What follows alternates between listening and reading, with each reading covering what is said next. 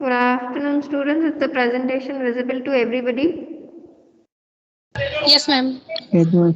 Yes, ma'am. In the fourth unit, which is disorders and health problems of a child, today we will see enuresis, this topic. Up till here it is finished. Enuresis is the topic which we will see today. Enuresis. Any idea what is enuresis? कभी सुना है आपने enuresis term? No, ma'am. Enuresis. कभी नहीं सुना? Anybody else is aware of the term enuresis? No, ma'am. Bedwetting सुना है? Yes, ma'am. It is Yes, the ma'am. same. It is known as enuresis or else bedwetting. It is what? It is a repeated involuntary or inability to control urine. Next, involuntary voiding of urine at least 2 nights per month beyond an age group of 5 years, by which bladder control is normally obtained and without any congenital or acquired defects of the urinary tract. Involuntary voiding of urine means uncontrollable inability to control urination at least for 2 nights per month, एक महीने में 2 बारी, beyond जो भी 5 years के ऊपर के babies हैं उनके उनमें. ब्लैडर कंट्रोल में कोई problem, bladder control is normally obtain, लेकिन उनको ऐसा कोई भी abnormality नहीं है, कंजेनाइटल या acquired defects of the urinary tract, still they are bedwetting. Talking about the definition, enuresis or bedwetting, it is a disorder of the involuntary micturition in children who are beyond the age when normal bladder control is required. When normal bladder control is required, it is what? Enuresis is what? It is also known as bedwetting. It is a disorder of the involuntary micturition in child. Involuntary है, उनके control में नहीं है. ठीक है, they don't have these things under control, उनकी sphincter इतनी strong नहीं है. Why? We will see in the future classes, future slides. Further में incidence, bladder control is normally acquired by the age group of, bladder control urine control करने के लिए bladder की कब तक कौन सी एज ग्रुप में आ जाती है, स्फिंक्टर वर्क करने लगती है 2.5 to 3 years. That is why toilet training 2 and above children को we should give. If it is not acquired beyond 4 to 5 years of age, it is abnormal. अगर 2 years तक और 3 years तक भी it is considerable, that if the child is bedwetting, that is considered under normal. But if the child's age group, it belongs to an age group of 4 years or more, it is termed as abnormal. When bedwetting occurs repeatedly, बार बार हो रहा है, हर दिन हो रहा है या हर थोड़े थोड़े दिन पे हो रहा है, that is known as enuresis. Causes, first of all causes कौन सा है सबसे पहला, which is it is basically based on 5 causes mainly, which is the first one inappropriate toilet training, second neurological developmental delay, third genetic, fourth emotional factors, and the last organic causes. Talking about the very first, which is inappropriate toilet training. Inappropriate means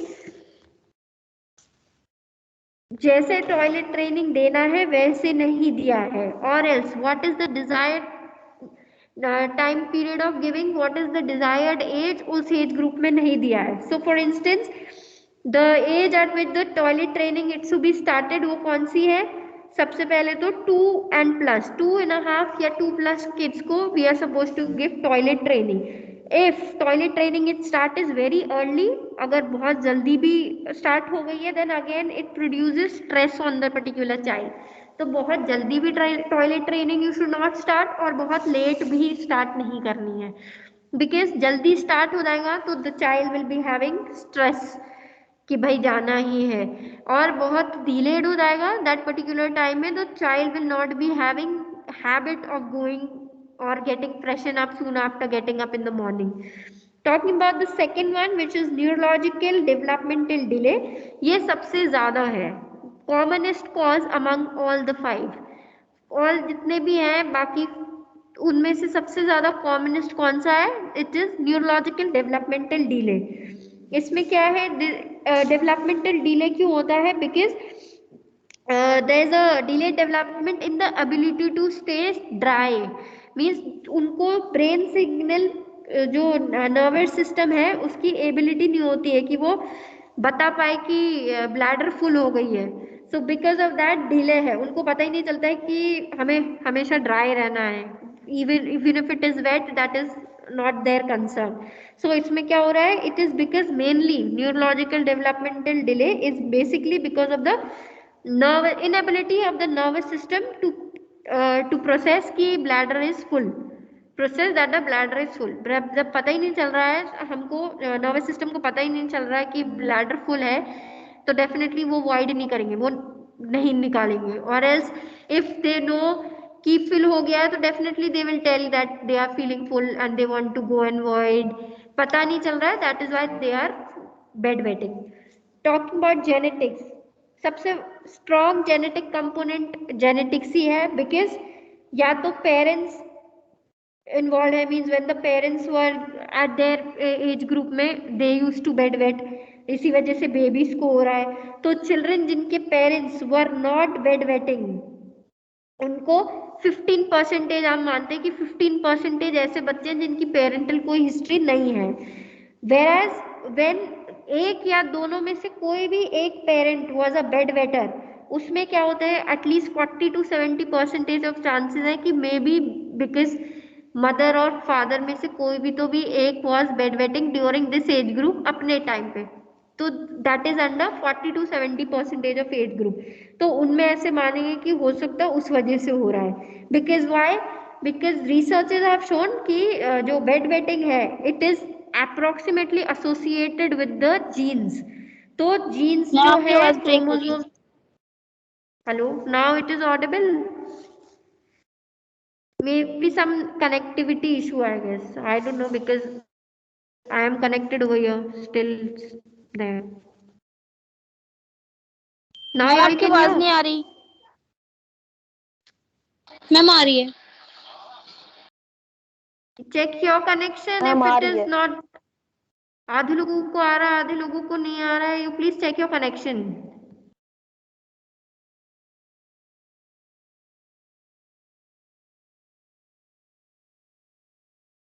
ma'am आपकी आवाज नहीं आ रही। now it is okay? Yes ma'am. हाँ, talking about genetics, उसमें है I was telling genetics तक सुना था?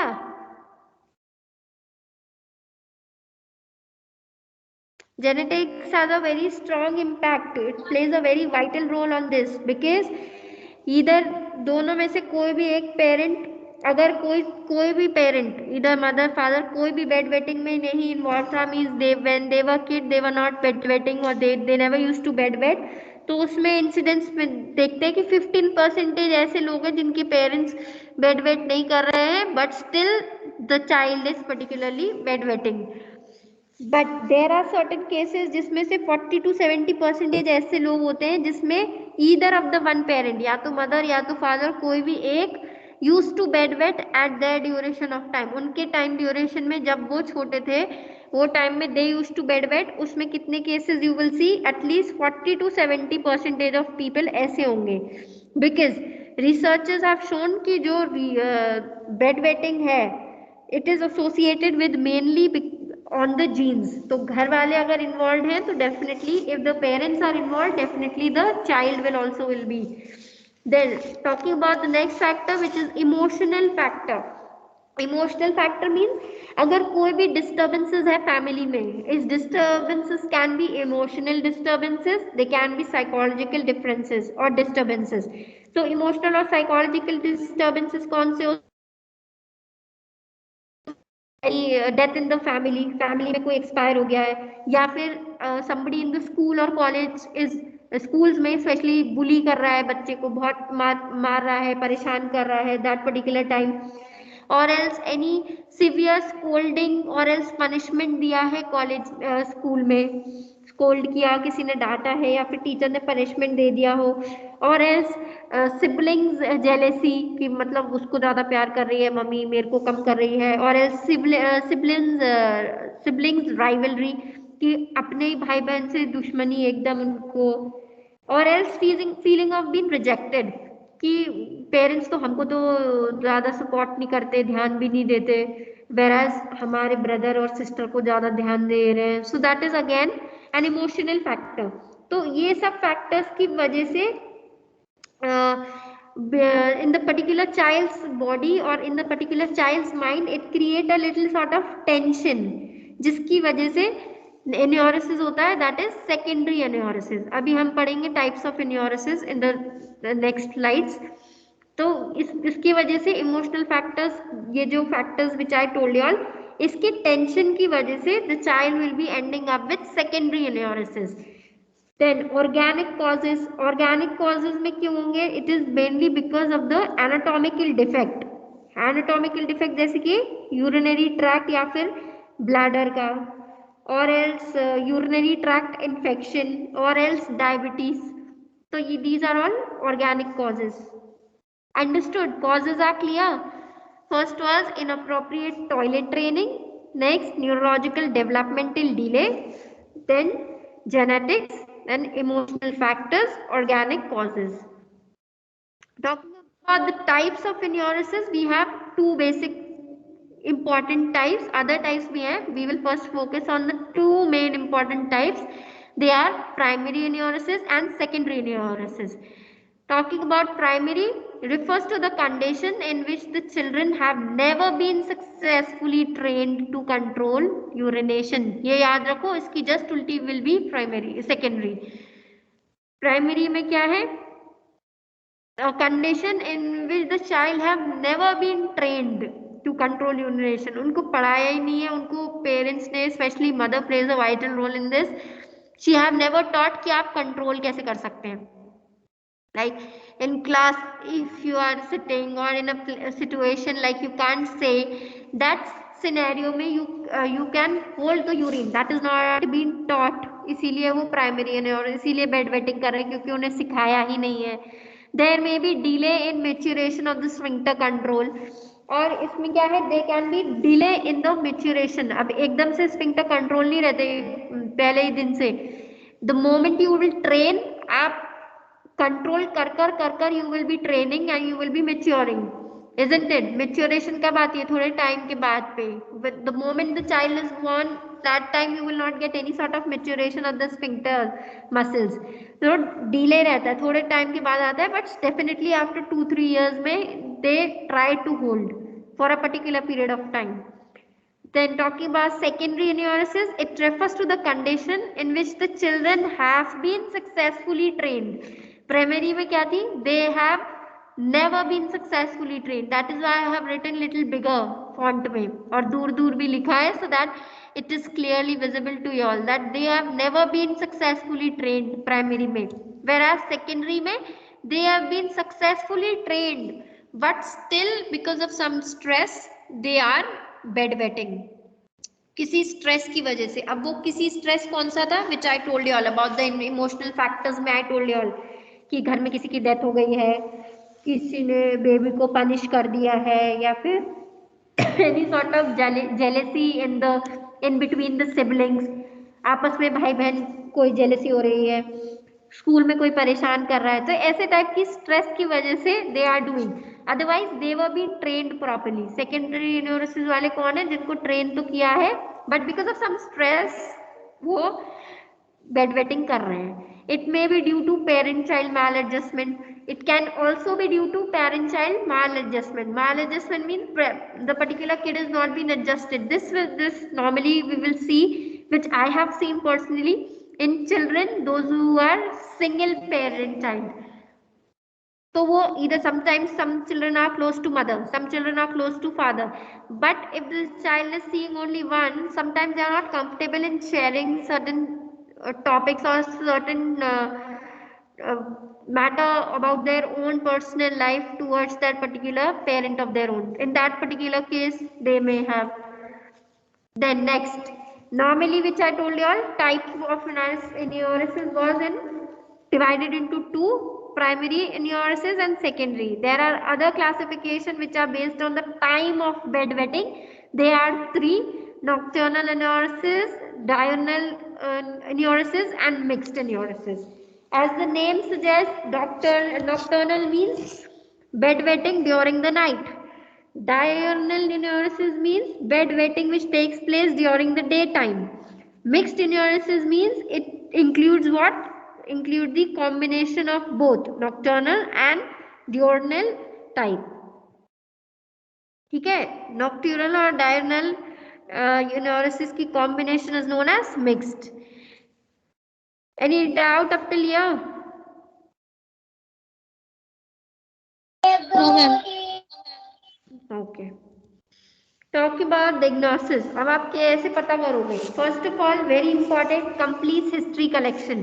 कंप्लीट हिस्ट्री कलेक्शन में what you all will be asking, primary type है या secondary, but you will not go and directly ask primary है कि सेकेंडरी है. You are suppose to ask कैसे टाइप का है, टॉयलेट ट्रेनिंग दिया था प्रॉपर या फिर नहीं दिया था, और एल्स टॉयलेट ट्रेनिंग देने के बाद पे भी बेबी इज बेड वेटिंग, तो दैट इज सेकेंडरी. अगर टॉयलेट ट्रेनिंग नहीं ही दिया है तो बेबी को पता ही नहीं है कि यूरिनेशन कंट्रोल करना है, तो उनको पता ही नहीं है. अगर दिया था फिर भी कर रहा है, दैट मीन्स सेकेंडरी एन्योरेसिस में है. और उसके साथ पे यू हैव टू आस्क, ये सिर्फ नाइट में ही होता है कि डे में होता है? नाइट में सुलाने टाइम में हो रहा है कि सिर्फ डे में हो रहा है, या फिर दोनों ही टाइम? कभी भी सुला दो, सोने से मीनिंग है कभी भी कर सकते हैं. That will be under mixed enuresis. Then, does encopresis associated with urinary tract infection like? अब encopresis क्या है? encopresis सुना है कभी?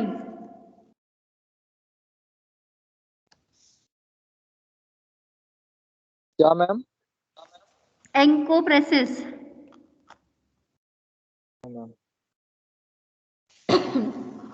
Enuresis means bedwetting, urination. encopresis means stool pass करते हैं.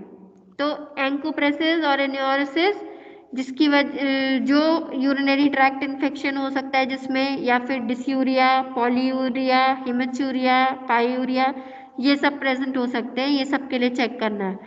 Based on the third, developmental history. अब developmental history कैसे चेक करनी है? बर्थ हिस्ट्री पता करनी है. अचीवमेंट ऑफ माइलस्टोन, जितने एज ग्रुप का चाइल्ड है उतने एज ग्रुप के काम करता है या नहीं. न्यूरोलॉजिकल डेफिशिएंट्स, उनको कुछ test they will be giving to check, like shape के, कुछ एप्पल, बनाना, ये सारे शेप के, जैसे फ्रूट्स के शेप के this thing articles, wooden blocks they will bring and they will ask कि जिसका शेप है वहाँ पे शेप एडजस्ट करो, like that they will be checking. Then family history they will be asking कि enuresis की parent history थी या फिर नहीं. In this which cause we had seen this enuresis की history in genetics. Then traumatic incidents, कभी कोई ऐसी ट्रॉमा हुआ है जिसकी वजह से अभी तक बेबी सदमे में ही और वो सोते टाइम उसको बस वही याद आ रहा है. पेरेंटल हार्मनी, घर में कितनी शांति अशांति रहती है, that also depends on this, because child may not say anything, but at the end of the day the child do feel and face things which the child should not. Then talking about the management, we will see for first the general management. General management में क्या आएगा? Avoid excessive fluids. खूब सारे fluid नहीं देना है शाम के 5 बजे के बाद और 6 o'clock के बाद, whatever is the time to sleep, उसके 4-5 hours पहले. Empty bladder at bedtime. सोते टाइम उनको हैबिट डालो कि go and empty the bladder, or you yourself or the mother yourself should go along with the kid. Told to wake up at night and use toilet to remain dry. Middle of the night उन्हें उठाओ और बोलो जाओ washroom चले जाओ, या फिर आप उनके साथ जाओ, so that they may remain dry. Improve access to toilet. आपको ये नहीं बोलना अकेले चले जाओ, और एल्स बगल में भी टॉयलेट है तो still you should help them to access the toilet. Then include the child in morning cleaning up of urine soiled clothes. अगर मानो if they have done bedwetting also, तो उनको इन्वॉल्व करवाओ कि आपने जो भी सॉइल स्टफ करा है उसको क्लीन करवाओ. Even though they are not in an age group of 3 years तक है, they should be asked just to stand and see what they are doing, what the particular mother is doing. But you should not harm them, you should not scold them. उनको वो सारी activities में mingle कराना. Now talking about the management, it is essential to assess the home conditions of the child, his or her socio-economic status and family conditions. पहले तो home conditions check कर लेना है. Why? घर में कितने लोग हैं, कितने बच्चे हैं, how is the socio-economic status of the particular family, और अगर बच्चे हैं भी तो whether they are having any sort of emotional distress, किसी प्रॉब्लम में तो नहीं है, घर वाले जितने सिबलिंग्स हैं उनके बीच में लड़ाई तो नहीं है, because of that the baby stressed out and because of that उनको सोते ही टाइम वो स्ट्रेस आउट हो रहा है. Then explore the child parent relationship.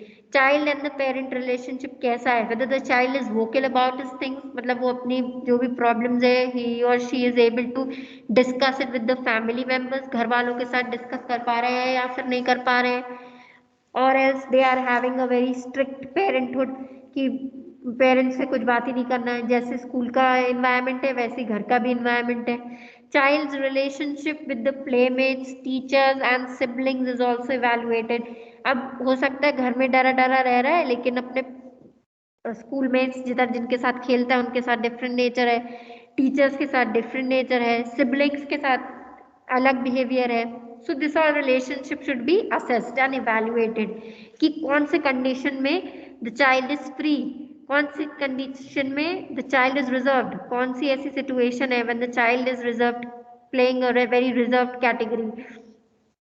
Then reassure the child and the parents. Reassurance किसके लिए कि टाइम के साथ सही हो जाएगा, नॉट लाइक कि 5 years 6 years भी हो गए and that is an abnormal condition and still you are saying नहीं नहीं ठीक हो जाएगा, बाद में ठीक हो जाएगा. No, try to build child self confidence. अब इसकी वजह से their self esteem, self confidence is very low कि हम तो बेड वेटिंग कर दिया, वेरी बैड एंड कितना it's a wrong behaviour. Everybody of that child of that age group of child doesn't do all this, लेकिन मैंने तो कर दिया है. तो they are supposed to be told that they are supposed to develop certain sort of confidence and you should help. How you will be helping? By explaining it to the parents. क्या कि क्यों bed wetting कर रहा है, you have to tell the factors affecting. Factors can be जैसे we have seen toilet training आपने नहीं दी तो उसमें प्रॉब्लम तो it should be from your side. Then if the child is genetically affected, मतलब आप भी कभी ऐसे हो गए आपके एज ग्रुप में तभी आपका बेबी भी है. देन एनी इमोशनल कॉजेज की emotionally if the child is not okay that particular cause. So these all factors are to be explain to the particular parent. Very important factor, the parents should be asked not to scold, threat or punish the child. डांटना नहीं है, डराना धमकाना नहीं है और punishment भी नहीं देना है चाइल्ड को. व्हाई? बिकॉज इसकी वजह से और they will be emotionally weak और they will be emotionally depressed कि मैं ऐसे करता हूँ. Because normally whosoever is the child is facing the problem in your का, he or she will himself or herself will be depressed कि यार मैंने ऐसे क्यों किया, मेरे से ही क्यों हो जाता है. I तो went इवनिंग में और नाइट में बिना सोने से पहले भी मैंने जाके वॉइड आउट किया था, मैंने यूरिनेट किया था, स्टिल मेरे से हो गया है. तो they are already in stress, but by scolding, by threatening और बाय पनिशिंग उनको और स्ट्रेस नहीं होना है, इसीलिए ये सब मना होती है. Then the child should not be given any liquid like tea, milk after 5 PM in the evening. Most of the child को क्या होती है कि सोने से पहले दे गिव मिल्क कि लो सोने से पहले तुमको पीना ही है. No, they should avoid in children like enuresis. उनको अवॉइड करवाना है पेरेंट्स को. It should be the responsibility of the parent, both the parents, that the child is not being fed with any sort of tea, milk or any other liquid after 5 PM in the evening, or you can extend the time depending upon the sleep cycle of the particular kid. Then child should be habitually made to pass urine before going to bed. This is the important point, that the child should be, it should be in the child's habit. They should be habitual कि सोने से पहले washroom जाना ही है. Like some of the people have habits कि सोने से पहले जाना है, कहीं बाहर जाने से पहले जाना है, आने के बाद जाना है. So they should be taught properly कि सोने से पहले आपको जाना ही है.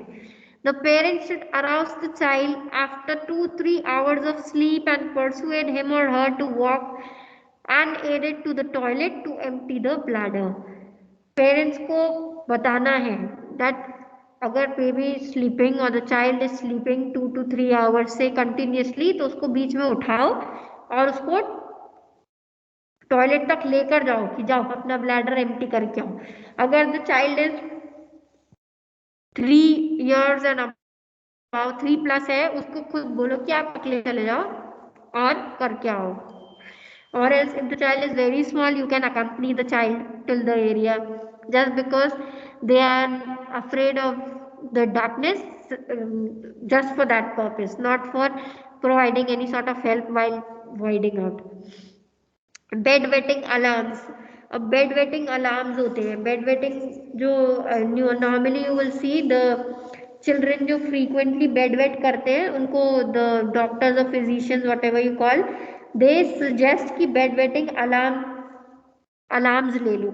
उससे क्या होगा, the bed wetting alarms does what, they produces loud noise.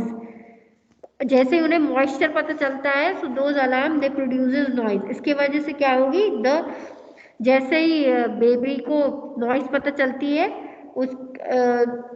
वो उठ जाते हैं, उनको पता चल जाता है कि ब्लैडर फुल हो गई है, तो अब हमें जाना है. So bed wetting alarms are advised by the doctors और physicians soon after physician do order. ये कब करते हैं, जब enuresis is are a very severe state.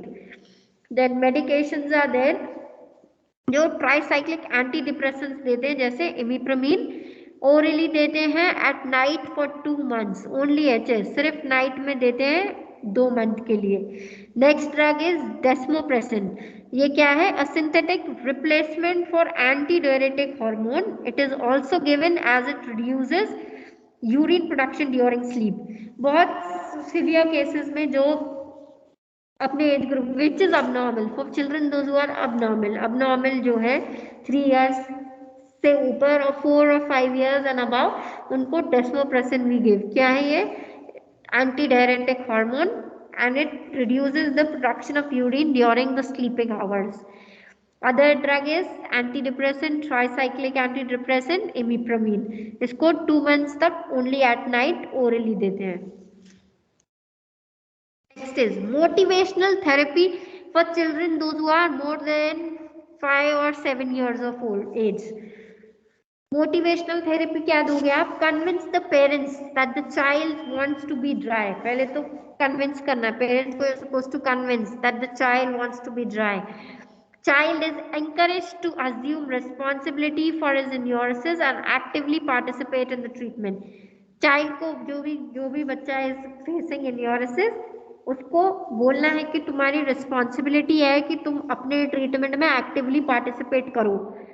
Not like sitting in a guilt and every time just thinking about the same. No, they are suppose to be encouraged कि अपनी problem खुद को solve करना है, तो you are suppose to be very actively present. Actively आपको बताना है कि क्या हो रहा है, कैसे करना है और कब कब होता है. Move from blame for wet nights to praise for dry nights. उनको बोलना है कि आपको ब्लेम नहीं करना कि मेरे साथ ही क्यों हो रहा है, मेरे साथ ऐसे नहीं, मैं ही कर देता हूँ, मेरे साथ ही हो रहा है, मेरे साथ के बच्चों के साथ ऐसा नहीं हो रहा है. रादर उनको वो दिन ज्यादा याद रखने हैं जिनमें उन्होंने बेड वेटिंग नहीं किया, in order to keep them motivated. A dry morning should receive positive recognition and should receive lavish words of praise from everyone in the family.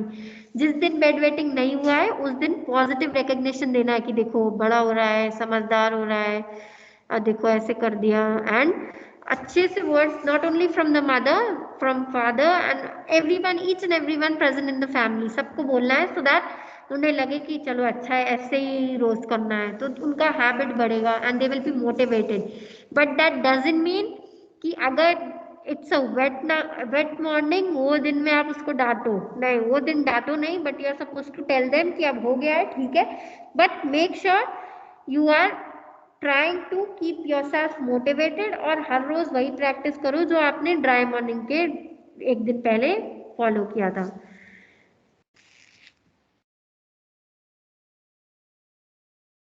So far we have seen about enuresis. We have seen it is enuresis or else bedwetting.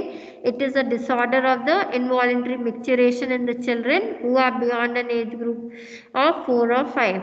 When normal bladder control is required. Normal bladder control भी हो गया, फिर भी वो लोग bedwetting कर रहे हैं वो टाइम में। अगर रेपिटेडली बेड वेटिंग हो रही है then it is termed as enuresis. अगर वो 4 या 5 इयर्स के से भी ज़्यादा हो रही है तो it is considered abnormal. Causes में we had seen 5 mainly: inappropriate toilet training, neurological developmental delay, genetics, emotional factors and organic causes.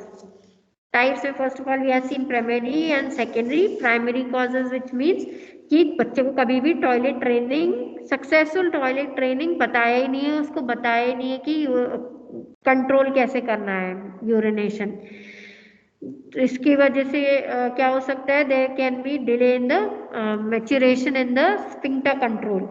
Secondary enuresis means क्या है, उसको द चाइल्ड हु इसका जो उल्टा है, प्राइमरी का क्या है, प्राइमरी में आपने ट्रेनिंग दिया है, सेकेंडरी में आपने कोई ट्रेनिंग नहीं दिया है।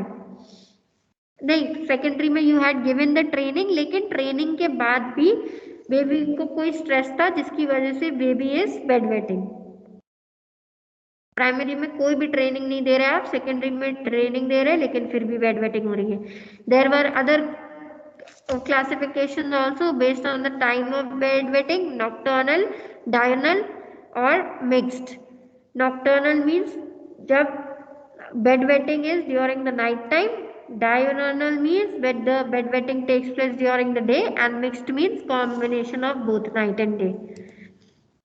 Diagnosis I will make first complete history, then developmental history, birth history, family history, and then management. You are supposed to tell कि पहले तो assessment करना है कि condition of the particular person home कैसा है, child patient relationship कैसा है, child relationship with the other playmates, teachers और उनके सिबलिंग्स के साथ कैसा है, उसे इवेलुएट करना है। देन रीअश्योरेंस देना है चाइल्ड को that the kid will be all right, they have to keep patience. Then child की सेल्फ कॉन्फिडेंस बढ़ानी है। देन पेरेंट्स को एक्सप्लेन करना है द कॉजेस कि क्यों बेड वेटिंग हो रही है, and they are suppose to ask not to scold, threat और पनिश द चाइल्ड। 5 बजे के बाद उन्हें कोई भी लिक्विड नहीं देना है, उनको हैबिट बनाना है that every time they are suppose to go before sleeping urine pass करने के लिए। उनको सोते के बीच में आफ्टर 2-3-4 आवर्स के बाद में उन्हें उठाना है कि जाओ फिर से एम्प्टी करके आओ bladder. Bed wetting alarms can be set. Bed wetting alarms क्या अलार्म्स होते हैं? These are alarms which the physicians do suggest after a particular period of time. जब नहीं रुक रहा है तो वो टाइम में क्या करते हैं, that they suggest bed wetting alarms. इसमें क्या होती है, दे प्रोड्यूस लाउड नॉइज जब उन्हें मॉइस्चर की प्रेजेंस पता चलती है, और they sense these alarm senses moisture. इसकी वजह से क्या होता है, जब भी कोई भी फुलनेस ऑफ ब्लैडर होती है कि ब्लैडर फुल हो गई है, उनको सेंसेशन हो जाती है, उन्हें पता चल जाता है, so they can go and void. Medication में tricyclic anti depressants are given which is imipramine, 2 month तक देते हैं फॉर एंड ओरली रोज means at night.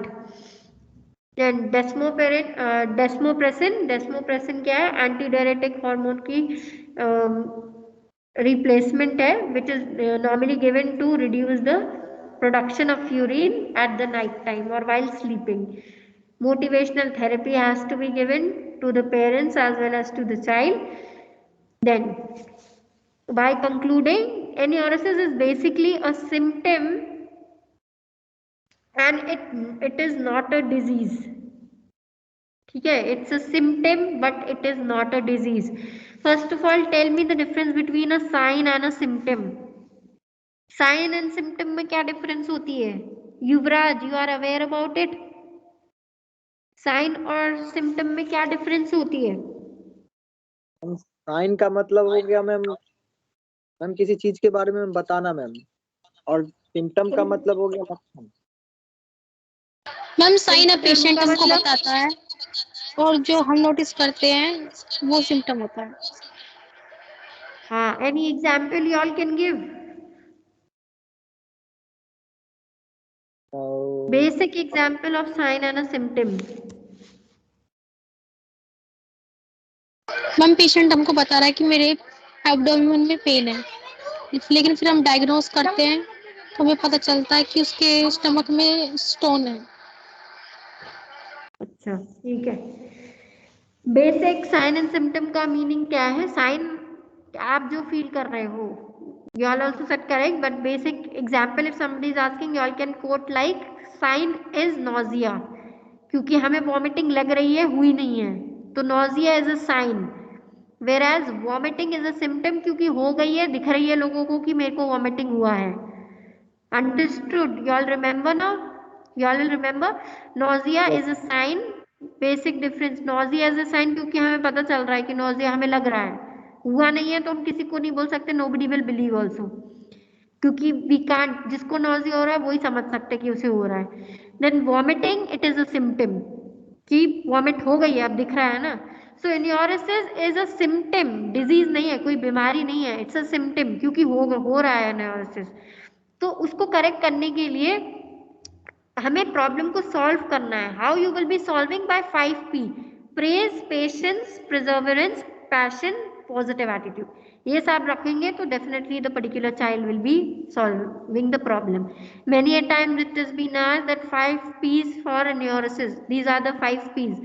viva question maybe: praise, patience, perseverance, passion, positive attitude. ठीक है? Any doubt you all can ask. कुछ पूछना है तो you all can ask. No ma'am.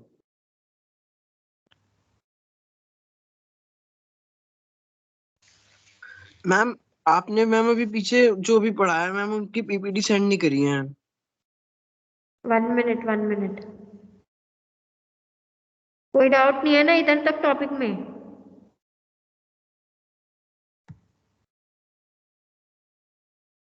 Say if any doubt is there.